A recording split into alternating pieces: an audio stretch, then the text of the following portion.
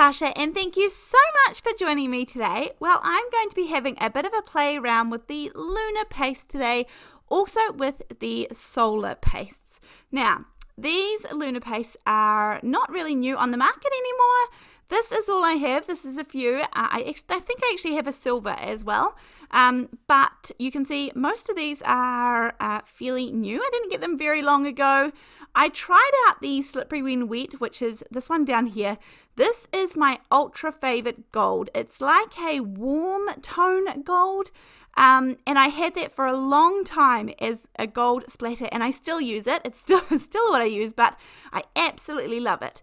But we're going to experiment today a little bit and see if we can do Simon's technique where he uses some black cardstock and puts these on black cardstock, and B, see if we can make some new colours, and then C, also use some Lunar paste.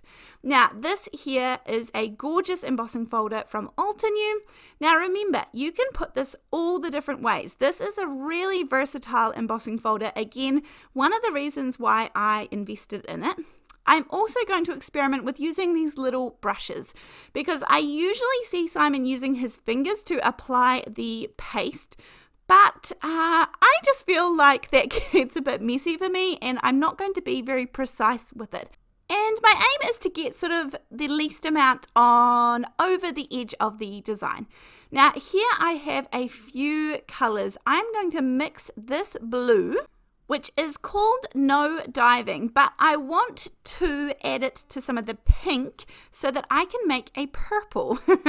Now, this is the Prom Queen pink. It is sort of highlighter pink. It's very, very bright, but I think this is a gorgeous purple that we've made. Now, at the moment, I'm just experimenting to see what we can do, to see how well they mix, to see if I can create colors that I think I would use, because I wasn't sure what I wanted to use on the picture just yet. Now, I used a teeny bit of the No Diving blue with some shooting star yellow, and I made this gorgeous, gorgeous green as well, because I wanted to use two different colors on the leaves, but I only have one green. So I have the fake plant color that you can see there, and then I made this gorgeous light green as well. Now, I have seen Simon use his fingers to do this lots, and he's good at it, but the rose sort of one here is easy because that is just circular, you're just going around, and that's relatively easy to keep it where you want it to go. But the other flower here I thought might be a bit more difficult, and I did have some difficulties, and spoiler alert, I did get it over the edge, but I'm going to show you how we fix all of those good things. So this is stunning. Now, part of the reason why it's so stunning is that you can see the black lines in between too. So that kind of separates all of the petals. The petals are shiny and glimmery and beautiful and colourful. I really do love the Lunar paste on the blacks, but I want to be able to make it into a card. I did also emboss some dark blue, some nautical blue cardstock, and I wanted to see if it would sort of work as well on there. So that was my idea. But anyhow, you can see I have a few of these little pieces already outside of the petals there, and that was sort of what I was aiming to avoid. But obviously, fingers are big, and that was a little bit tricky. So that's good to learn. It's good to experiment. This is really my first time doing this sort of finger painting as such, but it does leave beautiful results. Now, at this point, I wanted to add a bit of the orange in and sort of do a bit of two-tone. It's not super easy to blend like this, but I did enjoy it, and I did think it added a little bit to it, a little bit of extra depth and colour, so that was fun too. This is really fun to move around in the light. I will admit it is beautiful and shimmery and shiny. This is where I bought in these gorgeous brushes, and this is basically the reason for all of these embossing and stenciling that I don't need stencils anymore, like the coordinating stencils to go over top. I'm sure they would be great, but the idea that I'm saving that much money just to use these little brushes is fantastic. So I usually use these little brushes with ink, but here we go using it with the Lunar paste, and it works absolutely perfectly. I'm able to get all of those little branches and things. I can just catch the raised parts, which is fantastic. This to me is much better than using my fingers. It's much more precise, it's probably a bit cleaner, and I definitely enjoyed the process much more when I was able to use them, absolutely. So you can see I have covered all the little branches, all the little leaves, both flowers, and it's looking pretty good. I am going to do a few little touch-ups with the yellow because I had done that with my finger early on, and I'm just making sure I've got right to the edges. Now, I did all of my leaves and foliage all with the dark green that I have, fake plant. I believe there is he's got other greens in the Lunar Paste line. I just don't have them. As you guys know, I don't have a large space, so I don't have the ability to just sort of buy every single thing and have storage for it. So I just made a choice on some of them that I would like to purchase to further my abilities to sort of create more. And this is where I'm using the light green to sort of highlight one edge of the leaf.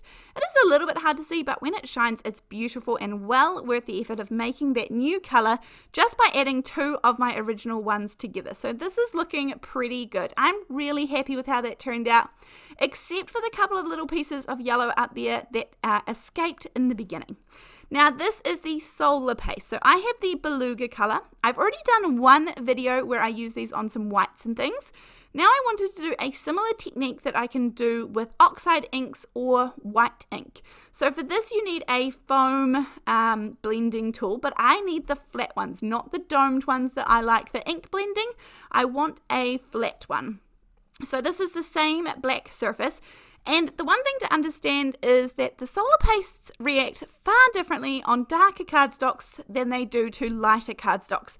On light or white cardstock, I would say they really just give a mica shine or a shimmer or a sheen.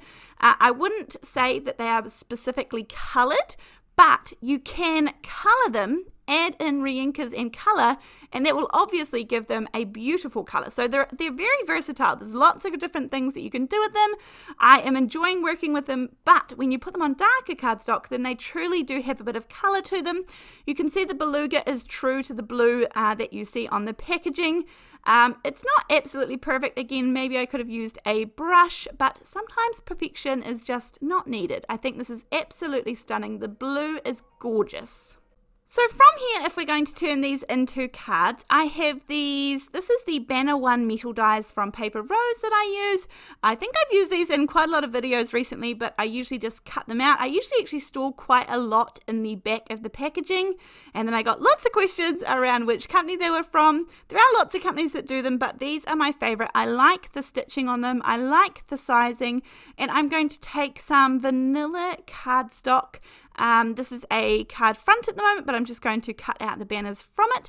I may as well cut as many banners as I can from this, and then again I'll just pop them in the back of the packaging so that next time I might not have to do die cutting if I need that. I will trim down my panel a little bit. This is always a little bit sad because I think it creates a really gorgeous full picture. But if I want there to be a gorgeous little border, then I need to trim something down. So it is a little bit sad at this point, but that's okay. So I sort of do it slowly and methodically, figure out what I don't need, and then go from there. Now at this point, my blades are getting a little bit dull. My blades last me a pretty long time. I'm pretty happy with the trimmer that I have. It's the Dress My Craft trimmer, and I buy their replacement blades. They also have the scoring blade as well. Then these are the Spotlight Sentiments from Pink and Main, and then a really old one, I think it's called Flower Picking something from Simon Hurley, and I just wanted a gorgeous sentiment that was going to fit here. Now this Sending Big Hugs was going to fit perfectly. It seems like a good sort of sympathy hugs sort of card, so I went with that one. Now, I have also done my card base in the vanilla cardstock. That's why I did my banners in that. This is a good trick if you're trying to line things up perfectly. You've got a piece of adhesive in the center and then 4 strips around the outside. All you do is just peel off the edge or the corner of each strip and sort of bend it towards the outwards, and these become the tabs that you will pull. So there's one piece of adhesive in the middle that is completely open. Then you're able to move this around completely until you've got it in the right place, then push down the middle once it's exactly lined up, then pull each of the tabs and you have everything perfectly lined up, no more uneven borders. I'm just going to trim up the little sentiment, pop this up on some foam tape because this card is pretty dimensional with the 3D embossing folder at the moment as well. And then this is going to go on there, and I have had a lot of fun creating this card. I learned a lot whilst creating it, and I also learned that I really love the brushes. I think I'm going to stick with that when I do this technique. I will have links to those brushes, to the products that I have used, to everything down below in the little description box.